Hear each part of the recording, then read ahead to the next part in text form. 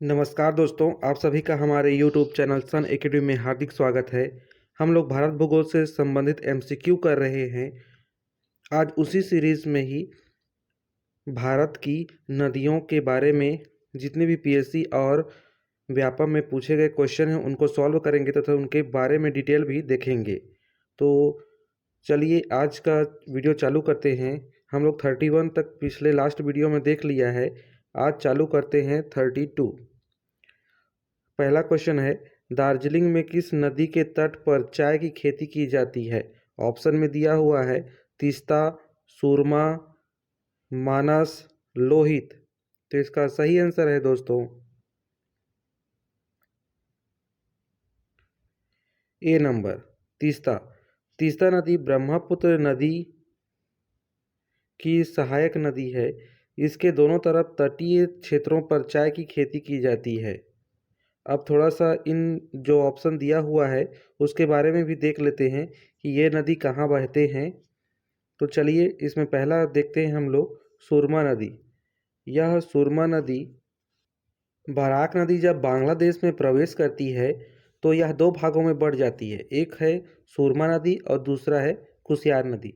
तो बांग्लादेश में ये सुरमा नदी बहती है। चलिए नेक्स्ट देखते हैं मानस के बारे में। तो मानस नदी यह हिमालय से निकलती है और ब्रह्मपुत्र नदी में जाकर मिल जाती है। भारत व भूटान के बीच में बहती है। मानस के बारे में और एक चीज़ जान लीजिए, यह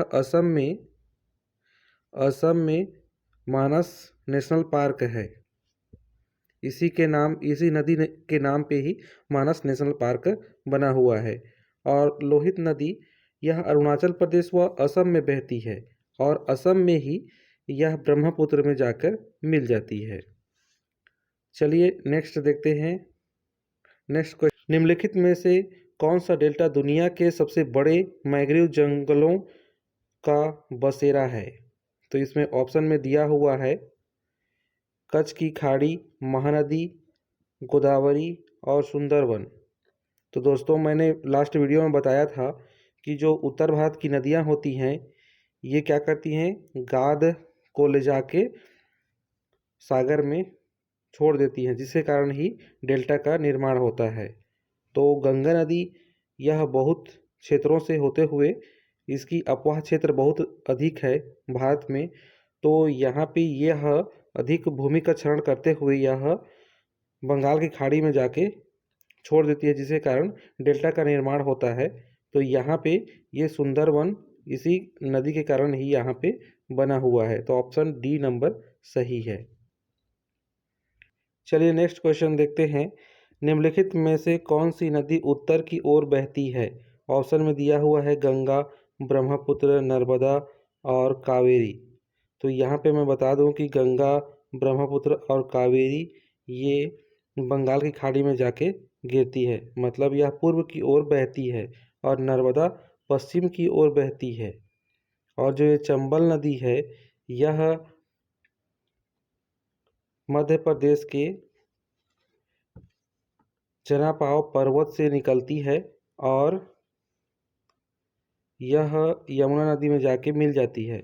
और यमुना नदी यह गंगा की सबसे लंबी नदी है दोस्तों। और यहाँ मैं बताना चाहूँगा कि जो शिप्रा नदी, सिंध, काली और कुनू नदी है ये चंबल की सहायक नदियाँ हैं। तो आप इसको नोट डाउन कर सकते हैं। तो इसकी सही आंसर है ई नंबर, चंबल। चलिए नेक्स्ट क्वेश्चन देखते हैं। निम्नलिखित नदियों में से किसके पास सबसे बड़ा जल ग्रहण क्षेत्र है? तो यहाँ पे हम लोग देख रहे हैं जल ग्रहण, ताप्ती नदी, महानदी, ब्राह्मणी, कृष्णा। तो इन सब में हम लोग देख रहे हैं यहाँ पे कि जो ताप्ती नदी है इसकी लंबाई 724 किलोमीटर है और महानदी का 558 है और ब्राह्मणी नदी का 799 है और कृष्णा नदी का है 1400 है। कावेरी नदी और एक ऑप्शन है यहाँ पे, कावेरी नदी। कावेरी नदी की लंबाई है 805 किलोमीटर। तो इस प्रकार हम लोग यहाँ पे देख रहे हैं कि जो कृष्णा नदी है, कृष्णा नदी की लंबाई है 1400 किलोमीटर, तो इसकी जल ग्रहण क्षमता भी अधिक होगी। तो इस आधार पे हम लोग इसका आंसर डी ले सकते हैं और यही सही आंसर है दोस्तों। चलिए नेक्स्ट देखते हैं हम लोग। निम्नलिखित में नदियों का दक्षिण से उत्तर की ओर का कौन सा क्रम सही है? चंद्रगिरी, सावित्री, तापी और नर्मदा। इसको याद करना ही है दोस्तों। तो मैं यहाँ बता दूं कि जो चंद्रगिरी है यह केरल में बहती है, और सावित्री नदी यह महाराष्ट्र में, और तापी नदी यह मध्य प्रदेश से निकलते हुए गुजरात की ओर जाती है और खंभात की खाड़ी में गिर मिल जाती है।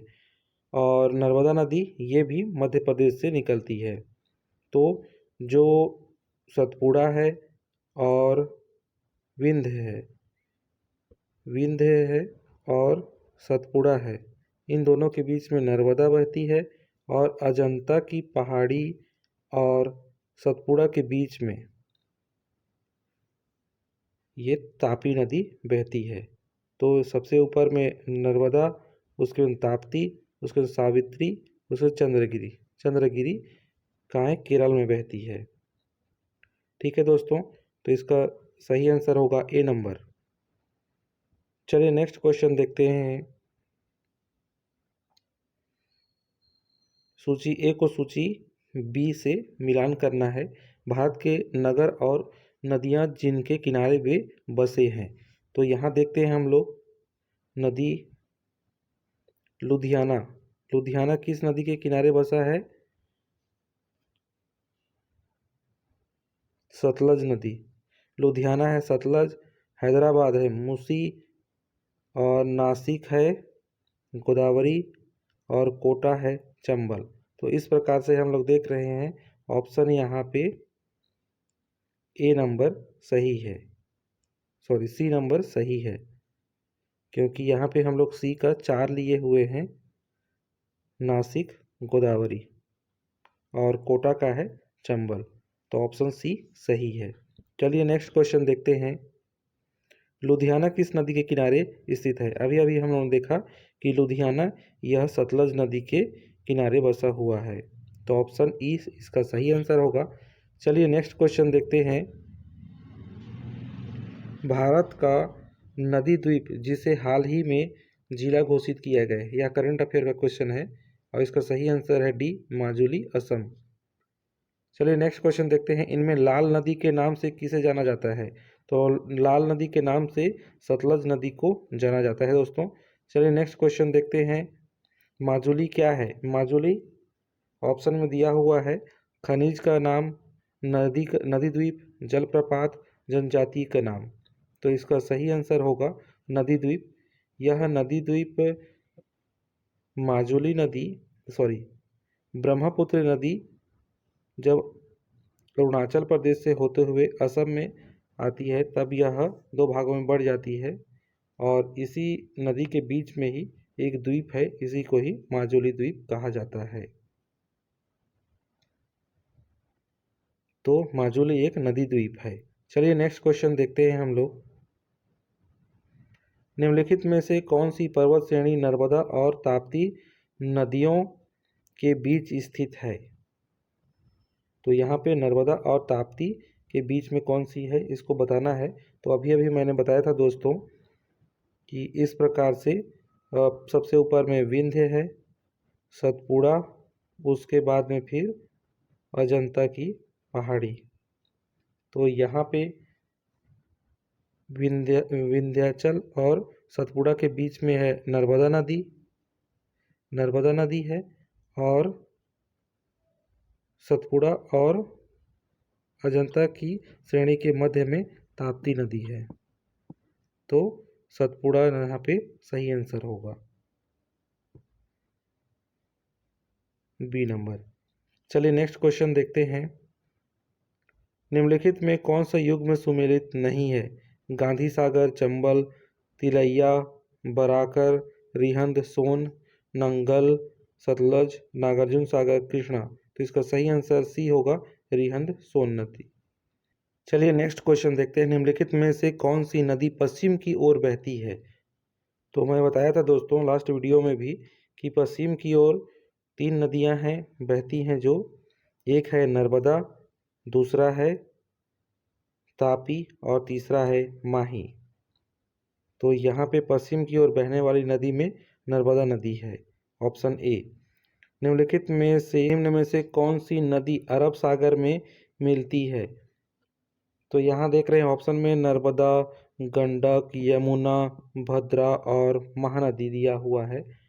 तो यहाँ पे हम लोग देख रहे हैं जो नर्मदा नदी है यह मध्य प्रदेश में निकलते हुए यह अरब सागर में जाके मिल जाती है, और गंडक है यह नर्मदा की सहायक नदी है, यमुना भी गंगा की सबसे लंबी सहायक नदी है, और भद्रा भी इसी प्रकार से, और महानदी बंगाल की खाड़ी में जाके गिर जाती है। तो यहाँ पे इसका सही आंसर होगा नर्मदा। नर्मदा अरब सागर में जाके मिलती है। चलिए नेक्स्ट क्वेश्चन देखते हैं। गंगा के बाद भारत की दूसरी सबसे लंबी नदी कौन सी है? तो इसका सही आंसर है डी नंबर, गोदावरी। नेक्स्ट देखते हैं सलाल हाइड्रो इलेक्ट्रिक